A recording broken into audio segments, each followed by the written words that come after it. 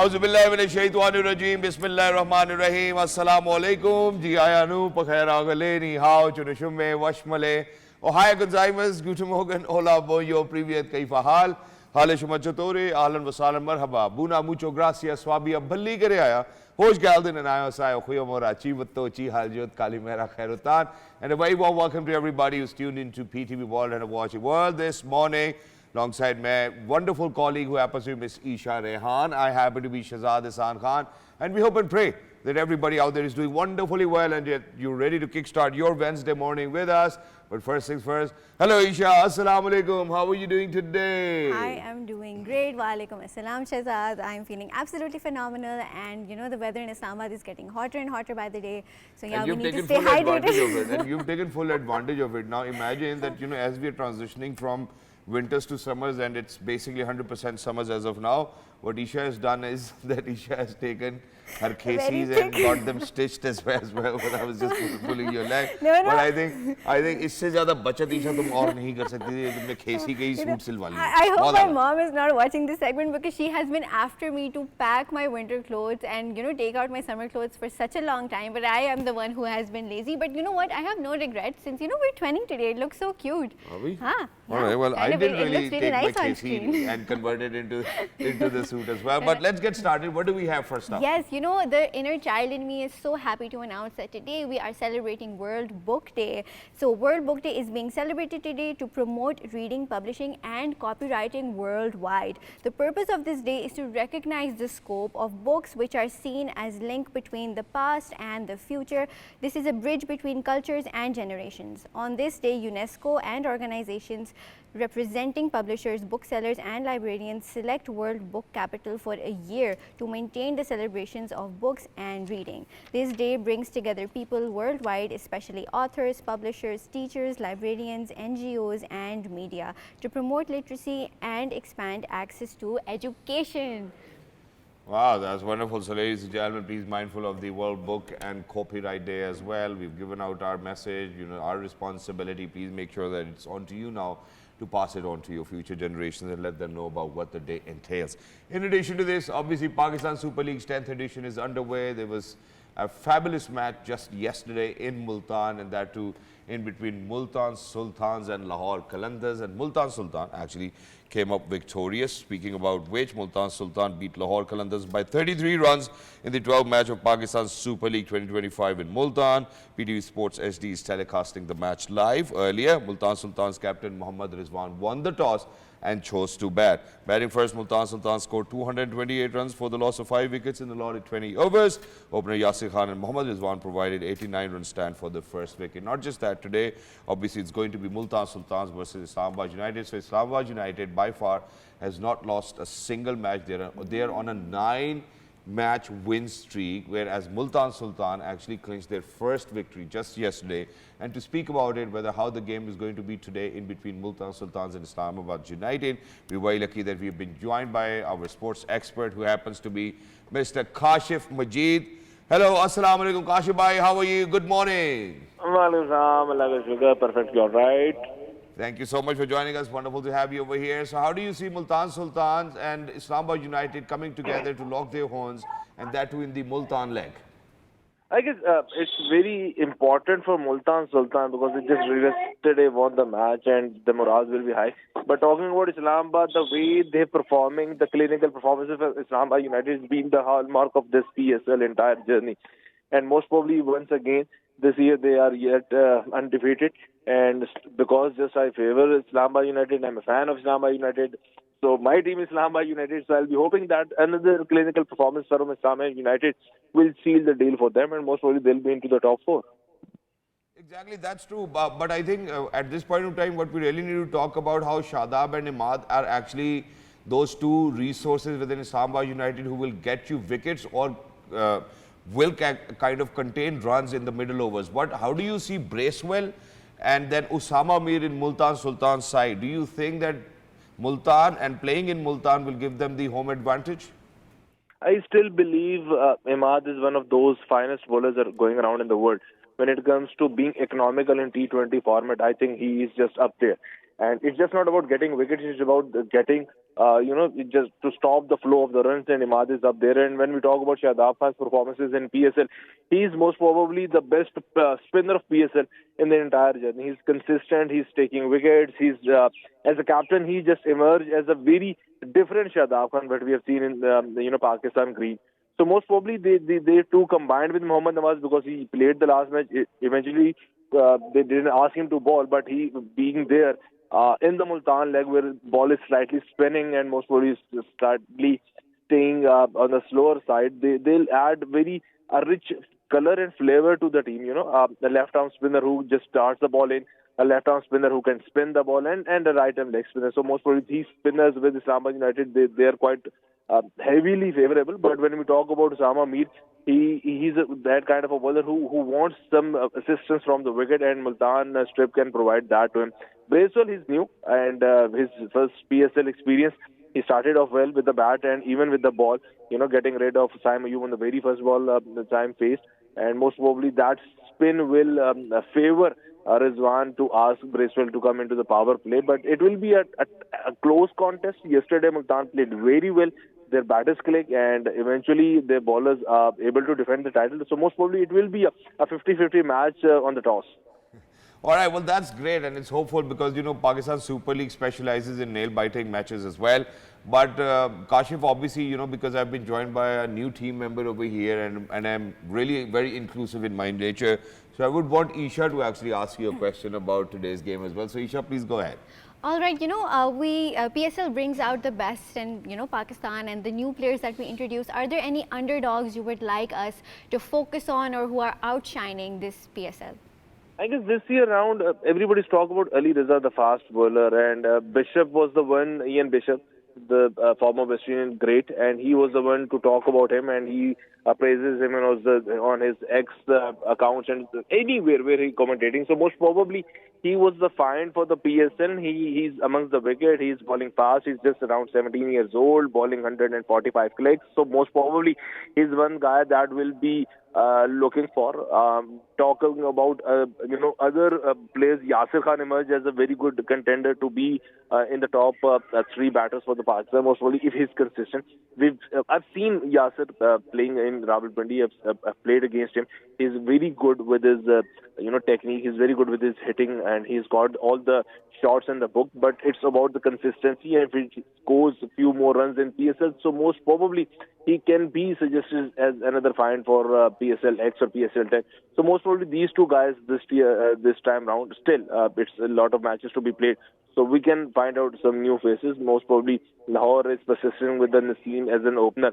So he has got the guts. I've seen him in the domestic arena, so he has got the guts. So, but he has to perform. Hassan Nawaz, for instance, playing for the Quetta Gladiators, scored a century for Pakistan, the fastest in the T20 internationals, and he's yet to register some performances in PSL, although he belongs to the same club from which I play. But I still believe Kashif, he this has is what is going to make it more interesting. This is what is going to make it more interesting, because I think you missed out on Saibzada Farhan. So now imagine that on one side today, it's going to be Yasir Khan if they play. I hope so that Multan Sultan will actually utilize his skill today as well. And on the other hand, from Islamabad United, we get to see Saibzada Farhan. So which team do you think? Obviously, you've mentioned that Islamabad United, but do you think for Islamabad United to go to Multan and play in Multan against Multan will be a little challenging? Multan playing at their home ground is a very capable side, a very at times brutal side. I still remember the last season where Muhammad Ali Daisy playing in Multan was unable to play at times, and this time round he was just not. He played few matches in the start, but now Lookwood is there. So most probably I still believe the fast bowlers have got the edge in Multan, in the Multan strip. The spinners had got something to talk about, and yesterday's match evenly contested, I must say, where batters clicked and they scored some heavy runs.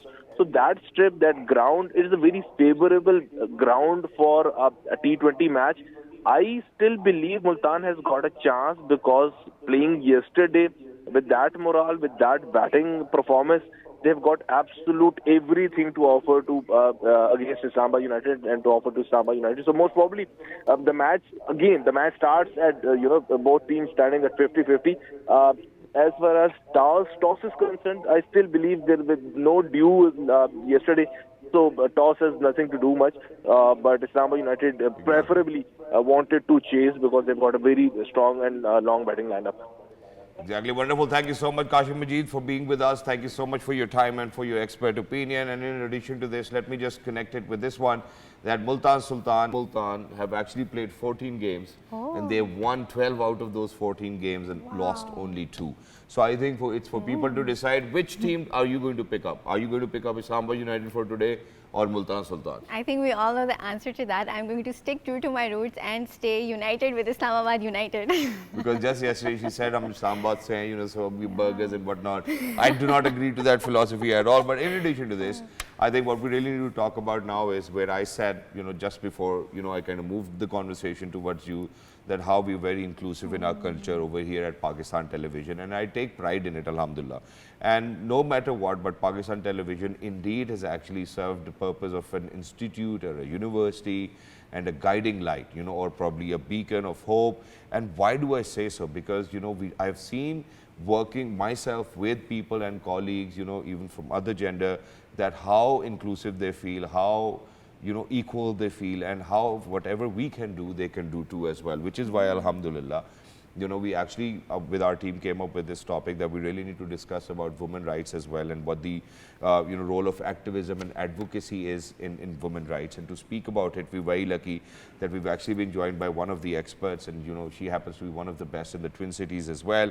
She happens to be Miss SIDRA Mahmood, who happens to be an advocate, director, Voice for Rights. Hello, assalamu alaikum, good morning. How are you feeling today? Assalamu alaikum, Shahzad. Assalamu alaikum, Eesha. I'm good. How are you guys? Absolutely perfect. Thank you so much for joining us. Wonderful to have you over here. And I do believe that you are coming all the way from High Court. Yeah. Is that true? Yeah. इतनी सुबह court लग जाता है? Court सुबह लग जाता है. क्या बात है? और या फिर वकीलों का दिल होता है कि हम सुबह ही फारिग होकर वापस आ जाए. Well, actually ये आजकल क्योंकि आपको पता है गर्मी भी बहुत ज़्यादा है and the burden of the black court that is too high. तो हमारा दिल actually ये होता है कि हम जल्दी फारिग होकर आ जाए. I think that's wonderful. So now let's get started with, you know, how it's an issue, because I've seen in a village named Mandi Bahawaldeen where people will get their daughters married and will give them the cows and dowry and whatnot, you know, cars, and be like, hey, you know what, now you have no share within whatsoever the inheritance will be left behind as well. So let's get started with this. First of all, where do women stand and what is the role of advocacy or the NGOs are doing in that perspective, please? Shahzad, thank you so much for starting a very sensitive topic. Actually, this is not just the issue of Mandi Bahawaldeen. Okay. This is the issue of all the provinces. This is the issue of all the cities. Even if we talk about the major cities, even if we talk about the provincial capitals, this issue is prevailing. I mean, how many of us, how many of you, how many of the people out there, they are giving their daughters the right inheritance, the share in that inheritance. Yep. So, I will come to the second point of your question, the role of NGOs in the advocacy. Recently, we have seen that Supreme Court, they have passed a recent judgment, a case that a petition was filed by Ma'am Fawzia Jalal. So in that petition, she asked the Supreme Court that इसके रिवाज के नाम पे जो I will be talking the exact taking the What name, she said, exact yeah. name. उर्फ और रिवाज, इसको उर्फ और रिवाज का नाम दिया जाता है. उसके नाम पे आप जो है वो जो औरतों को डिप्राइव करें, the right of inheritance, that should not be done. And the Supreme Court very precisely, they said that okay, this is not, women are not going to be barred from their right of inheritance just on the basis of customs and norms. All right. All right. You know, thank you for highlighting that. And you know, I was reading that in Pakistan, around 50% of women do not have access to financial decision making or even the rights to their property.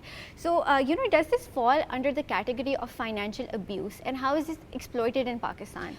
Eesha, why the women, they are not accessing the financial any sort of occupations? Why? There are two reasons for that. First reason is that they are not given access to education. If you are not going to teach your daughters, if you are not going to send them to the universities, if you are not going to give them access to education, what sort of financial independence do you expect? I mean, we have seen that embroideries and skills and knitting, this is not whole and soul. I have seen the women I was working in with an organization, an international organization, and there was a project in which the villagers, they were facilitating us, and the women who were sitting in the far-flung areas, they were making the electricity bulbs. Oh, what? That is so fascinating. Yeah, huh? this is, and you know, they were not educated, but they were trained. So if the men in the far-flung areas, if they can be that, I won't say open-minded, because education has nothing to do with the open-mindedness. Yeah, and learning skills. Yeah, this is something which is farz. I mean, ahadith are very clear, ayats are very clear that talamul ilmi farizati ala kulli musliman bal muslimat. There is no gender discrimination in getting the education. Exactly. So when you come to the financial independence, I mean, then again, first reason was the lack of education, and the other reason is the lack of permission. Women, they are considered as the marginalized communities. I mean, they are not going to have their independent decisions. Why? Because the men of their houses, either their husbands or their fathers or their brothers, they are not going to, you know, include them in the mainstream. Yep. So they are not getting the financial independence, and then on top of everything, they are deprived of their inheritance Yes. rights. Exactly. And what can be done? First of all, you know, what's the solution so that, you know, we do not drift away from our topic as well? So what do you think that can be done, and how do you think that for all of those ladies who are listening You today can answered actually that fight for their- already. Yeah. I mean, advocacy. Yeah. You know, But why do you think that, you know, women over here in our country are actually not even willing to look for advocacy as well? You know, because number one, obviously, unfortunately, they're facing discrimination, there's inequality, they do not get the right to inheritance. And yet, do you think that they're deprived of advocacy as well? yes, they are. And you know the main reason, I mean, I'll be a little bit open in this discussion. Sure. There was a time when the NGOs, they were not looked as a very good platform, you know. Usually people, and specifically the men of the houses, they didn't. Achha, NGOs. So, Not me, yeah. That's not me, okay? Yeah, please go no, on. I don't mean that. Yeah, please. So the men of the houses, नहीं NGO में काम नहीं करना, NGOs अच्छी नहीं है. So the ideology behind that कि NGO में काम नहीं करना और NGOs अच्छी नहीं, because they speak about your rights. I mean, आप अपनी औरतों को अगर बता देंगे कि आपका ये हक है, तो वो तो हक मांग भी लेंगी. Exactly. जब आप उनको ये पता ही नहीं लगने देंगे, for example, Shahzad, if you have something, I'm sorry, Eesha, okay, if you have something and you are not aware of that thing, and I am aware of the thing that, okay, Eesha holds this thing, Yes. so I will be taking advantage of it. Yes, you know, While this thing is keeping you exploited. in the dark. Yes. Exactly, and where, you know, we are actually talking about advocacy, ladies and gentlemen. I think it is of great knowledge and information that, alhamdulillah, Fatma Jinnah Saiba and Begum Liaquat actually set up the first ever Women Advocacy Institute over here in the country as well, which goes by the name of APWA. Yeah. I mean, I do know for a fact that a lot of people might not know about it, so I think that's how important advocacy was, that right from the conception of our country, Begum Liaquat Ali Khan Saiba and Ms. Fatma Jinnah actually made sure that they are going to be serve the purpose of creating an institute or an organization which is going to do advocacy for women. In addition to this, I think there's another interesting bit which I wanted to share, because while I was doing my research, there's something that I read and it was really shocking that a lot of women might not know. Now imagine that, I think unfortunately, but there are a lot of men, I mean, obviously because we're talking about women's rights, I'm not going to say that there are a lot of women. So, you know, there are a lot of men who indulge in cheating and polygamy and whatnot, and the law actually protects them. Can you please shed some more light on that as well, that how the law protects a husband, or in fact a wife who's being cheated by her husband?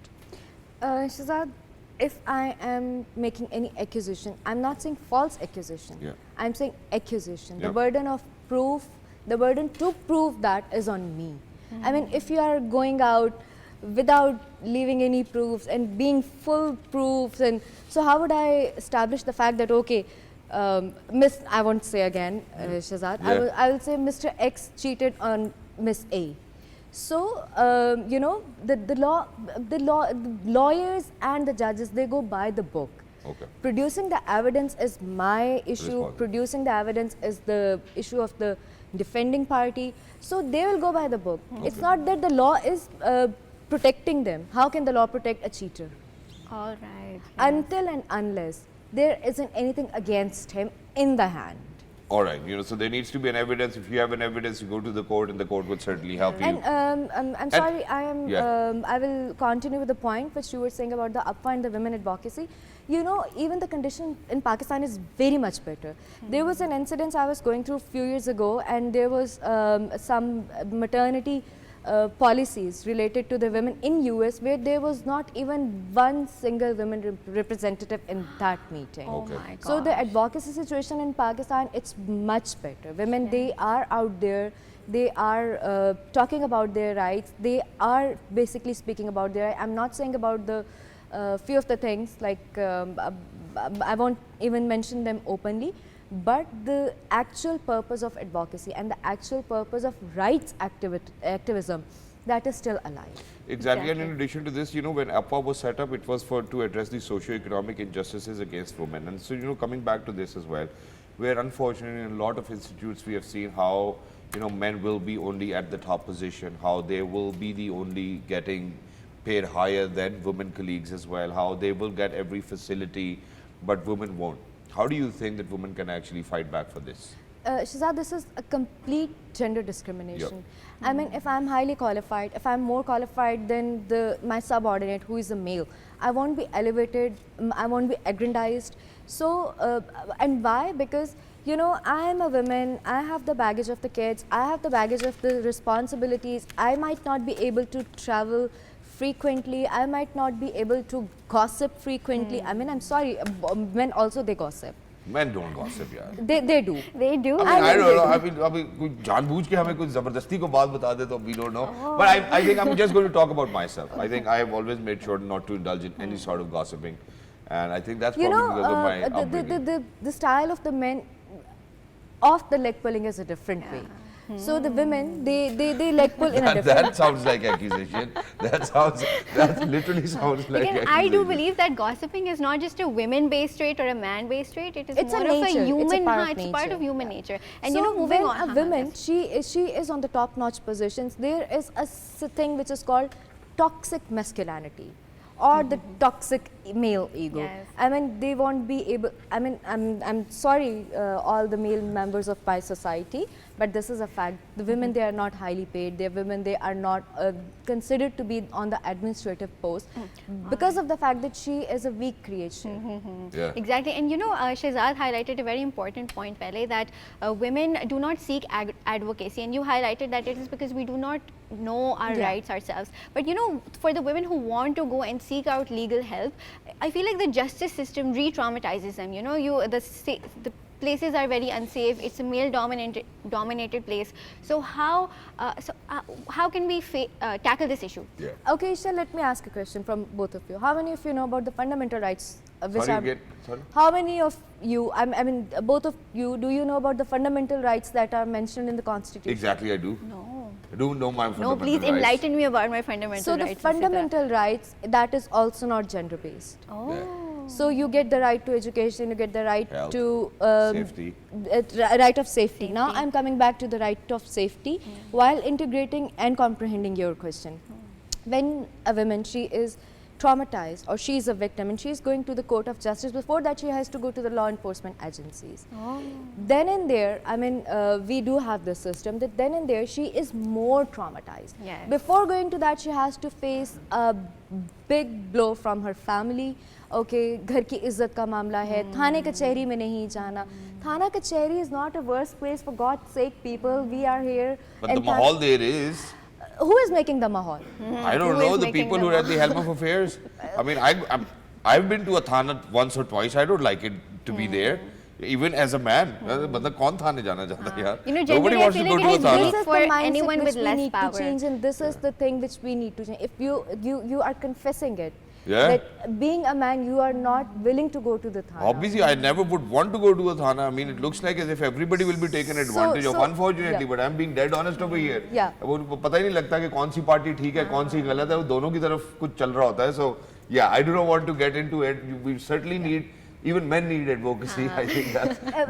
Shahzad, when I talk about the women's rights, and specifically when I talk about the harassment laws, I feel that women, most of the women, they take worst advantage of it. Oh. Really? Yes. All right, They so do. I think it's for women to kind of understand what their rights are and you know Yes. how to kind of stand against tyranny, discrimination, inequality, injustice as well. But thank you so much, Sidra, for being with us. Lovely to be in conversation with you. And do you know what? You know, I think it's a fact that every time that I'm in conversation with you, I have to be so mindful. मुझे लगता है वापस जाके कहीं notice ही ना आ जाए कि यार इसने मुझे सवाल क्यों किया. So I've always made sure, you know, to stay within the box rather than outside the box. So thank you so much for being with us. Thank you so much for being the voice for the advocacy for women, may it be for their independence, may it be for their financial independence or economic independence as well.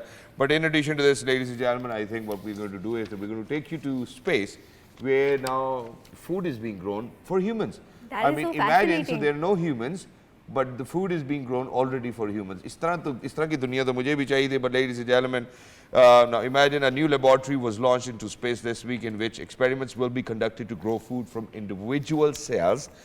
If successful, it will help solve the issue of feeding astronauts on long-term missions to the moon, Mars and beyond. A European Space Agency project is assessing the prospect of growing so-called lab-grown food in low gravity and high radiation in orbit and on other worlds. The team involved said the experiment is a first step towards developing a small pilot food production plant on the International Space Station in 2 years' time. And in addition to this, imagine that, you know, me or probably Eesha as a child, we have always been wanting that, hey, you know what, how space looks like. And, you know, there's this gentleman who's actually advocating that space for all, you know. So he's on a mission, and what he's done after being born in Lahore is something which is incredible. We will be sharing the incredible story of Mr. Hasaan Mohsin with you. Hasaan, assalamu alaikum, good morning. How are you feeling today? Assalamualaikum, I'm doing great. How are you guys? Hasaan, I hope you're not flying as of now because, you know, you're pursuing your, you know, private pilot license. You've got a scuba diving license. You've been in an institute where nobody can actually get in. So, Hasaan, first of all, how smart are you if we are to ask you from 1 till 10 and 10 being the best? Are you 11? No, not that smart. I'm just average. It's just dedication, I think. Anybody can do this. It's just about putting in the time. Yeah, which is why we have you over here, you know, because you certainly, I think I loved the motto that you had because you said that, you know, from representing to being an influence. I think if I read it right. I read it right? I remember Yeah, because I read it representation. just last night. And how did you do what you're doing? You know, for my audiences who are out there, please let them know first of all because, you know, you're the first Pakistani male astronautic graduate from the International Institute for Aeronautical Sciences. That's too difficult to pronounce for me. Yeah, please go ahead. Yeah, absolutely. So I just finished my first course at the International Institute for Astronautical Sciences. I call it IIAS for short. And so it's this commercial astronaut training program based in Florida. And I've always wanted to be an astronaut since I was a kid, right? I was born in Lahore, and my first couple years, I watched a lot of movies about astronauts and stuff. But, you know, we were deterred from that dream. We were told that, hey, if you're not an American citizen, you can't join NASA. You could never become an astronaut. And it definitely put a dent in my dreams. I wasn't sure if it would be possible. And so when I was going to college, I decided I'll do the next best thing that I could think of at that time was become an astronomer or an astrophysicist. So I went to university to study astrophysics. I'm here at the University of Toronto, just finishing up my degree right now. And during my time here, I started to get involved with multiple research projects related to astrophysics and going to multiple space conferences in Canada. That helped me connect with more companies and gave me more insight into the industry. And I finally discovered IIAS, right, this Institute for Astronaut Training, and I realized, oh, this is possible even as a Pakistani. This dream could be a reality. But when I discovered it, I didn't think I was ready. Even though I had some things under my belt, I just thought maybe I should take some time and prepare more. So over the past year, I started towards my private pilot's license. I got a scuba diving license, got skydiving experience. And then I felt like I was ready to roll. So I applied, I got in, and now I've done training in spacesuits, IG aerobatic flights, hypoxia awareness. You've done the high G aerobatic flights, suborbital spacecraft simulation, hypoxia awareness, and scientific imagery flight. I think all of this is fantastic. And just yesterday, while I was going through it, I think I became a fan of you for what you've done, because I always wanted to be a pilot. And once I went for my examination for the entry test, there were 4 subjects and I failed 3 of them, which is why I pilot shows now. But Hassan, in addition to this, what I would want to ask you now is that, because a lot of Pakistani young boys and girls are actually watching you. For you to figure out IVA, how was the process like, and for you to kind of get into that university, to experience, all of what you're experiencing now, how did all of that happen? And please share it in a way that, that people actually get a better understanding of that if they want to do it, that you will make it simpler for them. Yeah, absolutely. Well, my message to all the kids who are watching, or young adults and students, I would say carve your own path, right? Somebody said this to me a long time ago and it's completely revolutionized my life. But according to what I've seen, I think if you do want to go into an astronaut path, it is possible as a Pakistani now, right? And to go towards commercial space flight, you should target studying something STEM related, as in like science, technology, engineering, mathematics, right? So some of the most ideal fields would be aerospace engineering, astrophysics. But now, with the growing space industry, we have a massive need for doctors. So even a doctor, we have a lot of people doing space medicine who are going to space right now. And we've got a need for a lot of different fields, but those ones in particular are pretty important. Additionally, I think that being a pilot does really help. It's not necessary, but it really helps you learn, aerodynamics, navigation systems, flight systems. So that is a big bonus to have. It's going to come in handy. And the reason I did scuba diving as well, if you do get the chance, do scuba diving. All astronauts have to know how to scuba dive. It is required. Most of their training is done underwater, actually, because that's the only way to feel weightless for an extended period of time on Earth. Asad, it's great that you sit in Florida and speak about scuba diving, because over here we do not need to go scuba diving because we already know niche shopper milne jani. So it's best that we stay where we are. Eesha's got a question for you. Hassan, you are truly an inspiration for all the young Pakistanis and young children out there. I want to know what was something fascinating about your training. As Shahzad mentioned, you did zero gravity training, you did hypoxia training, and then you also did spacesuit trainings, right? So anything that was shocking or that you could not adjust to, please enlighten us. I think the most interesting or surprising for me was spacesuit training, because it's very unique. It's very hard to access spacesuits for civilians. They're very expensive. Very, very few institutes have them. And the experience was very surprising because I didn't know what to expect before I did it, right? Because I thought it was just going to be like a shirt, or like you just put it on like clothes. But it's kind of a device of its own. It's its own spacecraft almost. And once you put your headpiece on, your visor on, they start to put air inside you and you start to inflate like a balloon, honestly. And when they start to pressurize you, your ears start to pop and you feel the pressure in your sinuses. So your eyebrows and your head start to hurt a little bit. And that's where your scuba diving training kicks in, because you need to know how to equalize and clear the pressure in your body internally. So it feels almost as if, when you're in a plane and you're coming in for landing, you're going down and your ears start to pop. That's the feeling you get. And so you have to fix your ears, and as the suit gets pressurized, your mobility is very limited. I think for me, Hassan, what I observed was that that your reflexes were so super cool that you truly deserve to be in space. The way that you caught that football, threw it back, and while I was watching this video, I was like, this guy has got it all, alhamdulillah. So Allah aapko buri nazar se bachaye. But there's another initiative that you've taken and you speak about it and you advocate about it, and that's something that I fell in love with. With the kind of thought processes that you have, that you want space for all. Yes. And it's such a fabulous idea, because now imagine that for a young boy who was born over here in Lahore, to kind of go pursue his goal and be in a spacesuit, and kind of getting his private pilot license, his scuba diving license, will actually open up a lot of avenues for people to kind of think, if Hassan can do it, we can do it too. Exactly. So how was it? And please share, your advocacy journey for Space for All.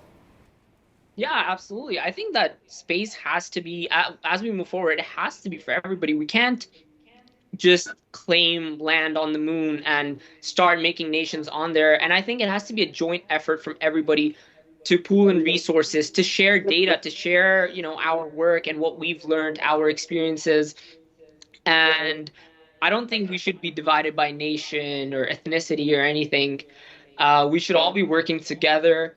And this is in the best interest for all of humanity. I think that it's going to help us advance, for example, space research. If we share our findings, it helps us advance space medicine. And that in turn helps us understand how to create vaccines and better medicine for our diseases on Earth. So, for example, a good example would be how NASA designed special spacecraft to protect astronauts from radiation. That helped us design chambers to start cancer therapy on Earth. So that helps cancer patients on Earth. So if we just pool together, all nations together, do research and share our findings and contributions, we can really make progress in all fields on Earth as well. Well, that's wonderful. Thank you so much, Hassan, for being with us. And we're truly in love with you. And people really need to follow your journey. Anyone who's actually watching us, please make sure that you follow Hassan's journey on Instagram. He keeps on posting some amazing videos. And I think we're already in love with you. And thank you so much for making Pakistan proud. Because while you were wearing all of those jerseys and suits and you had, the Pakistani flag on your shoulder, it actually for sure made us proud. But in addition to this, Eesha, every day there's a conundrum that you come across. Exactly. Do you know what is that? As humans, it is a big necessity for us to eat food every day, and it leads to the situation of the cooking conundrum. And I would actually like to talk more about this term, which was coined by one of our wonderful colleagues, Ms. Haja Sati, and she helped unfold this conversation, and she was actually the anchor before me in this morning show, and I hope I am filling these shoes and I am doing her justice. So moving on, we have a very yummy and spicy recipe regarding the cooking conundrum. We picked it up from Seher Farooq, who has the Instagram page of Untold Stories of Mommy. Wow. And let's dive into this yummy chili recipe. My taste buds are already, salivating.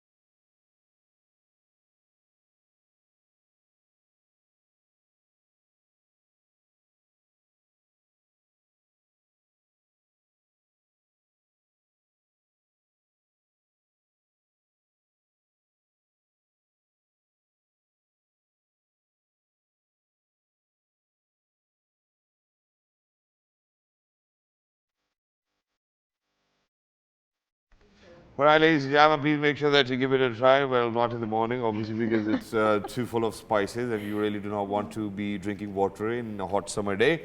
But with that, obviously, since we're talking about how Hassan has actually made us proud, I think there are projects which are actually taking Pakistan further ahead as well and will bring and actually promise a lot of economic prosperity. And certainly, we're talking about the China-Pakistan economic corridor. Its phase 1 is finished. The phase 2 has started. And how Pakistan will benefit from it is something that we will be talking about. We're very lucky that we've actually been joined by a PhD student over here. She's almost a doctor now. She happens to be a research analyst, lead China program, IRS, and she is Miss Nabila Jaffer. Hello, assalamu alaikum. Good morning, madam. How are you? Assalamu alaikum. I'm good. Thank you so much for Thank you so much for joining us. Wonderful to have you over here. So first things first, because we're short on time, how do you assess the success of China-Pakistan economic corridor phase 1 and its transformative impact on Pakistan's economy? It did have a transformative impact on Pakistan's economy because CPEC phase 1 was all about building the basic infrastructure, laying groundwork for making Pakistan's capacity to become a connectivity hub in the region. True. So in that way, we can see tangible results of phase 1. in which we were able to build around 800 kilometer highways and 10,000 megawatt added to the national grid power. And then we also were able to draw fiber optics and digital connectivity. So all these were the tangible results of phase 1, but there is a question. There is a question that why our GDP has not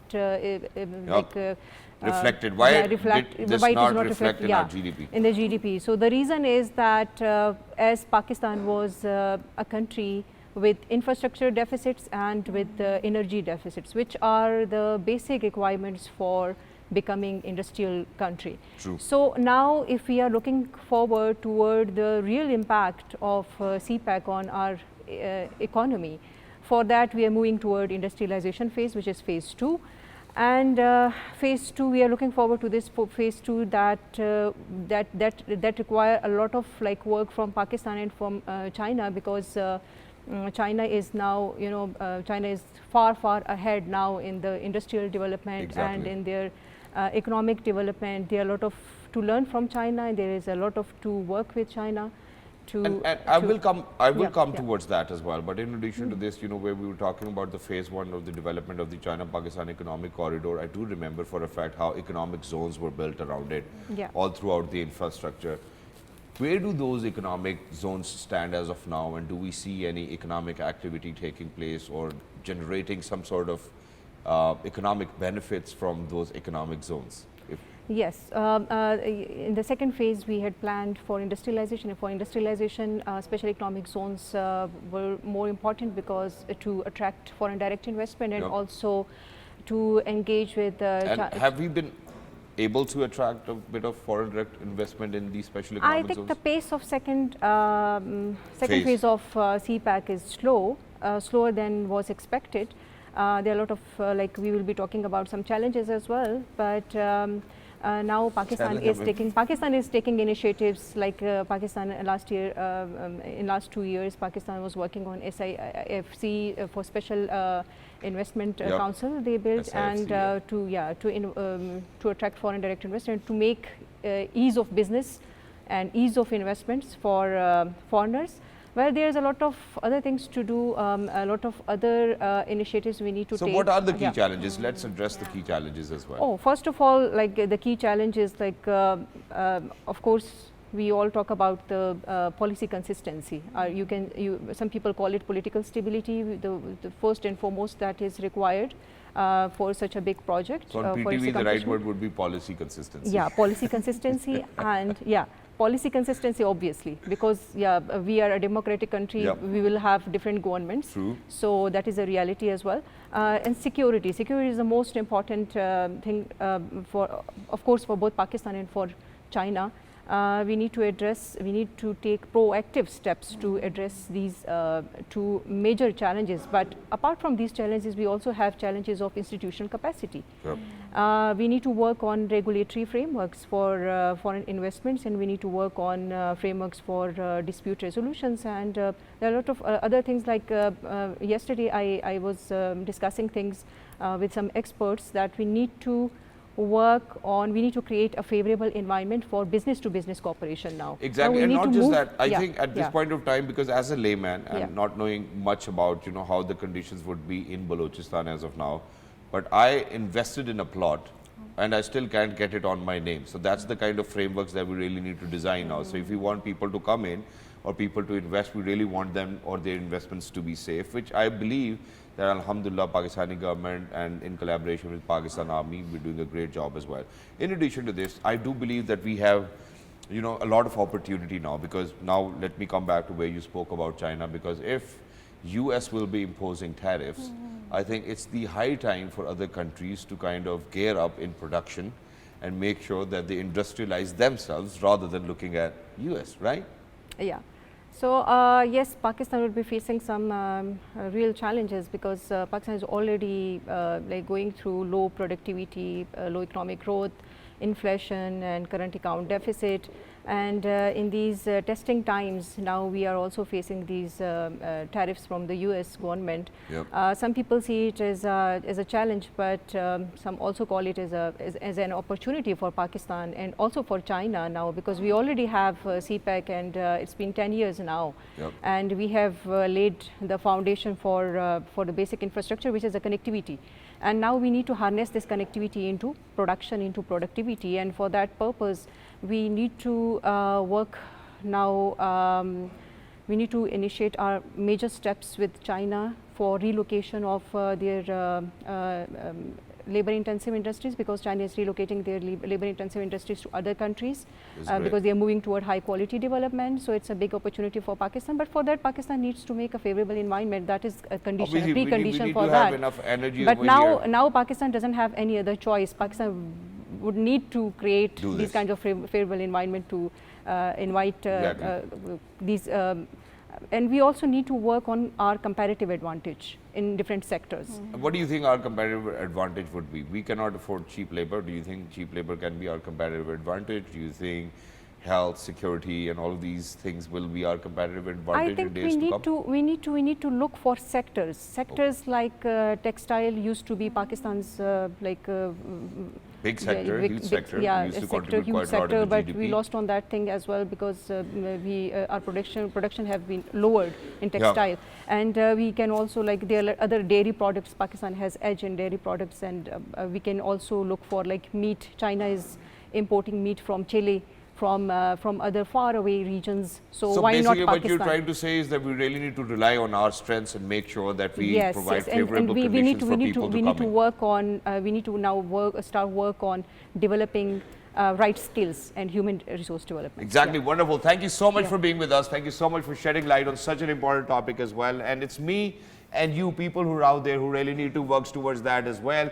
But ladies and gentlemen, towards the end, please make sure that you always write to us whatever you feel like about the show, what you think that we need to bring in at worldthismorning@ptv.com.pk. Thank you so much, Eesha, for always being a wonderful contribution towards our content creation and what we do and the kind of talks and the conversations that we have. And thank you to all our guests, for showing up and always making sure that Pakistan comes first. Until next time, look after yourselves. 1, 2, 3. Good morning. Have a great Wednesday. Bye.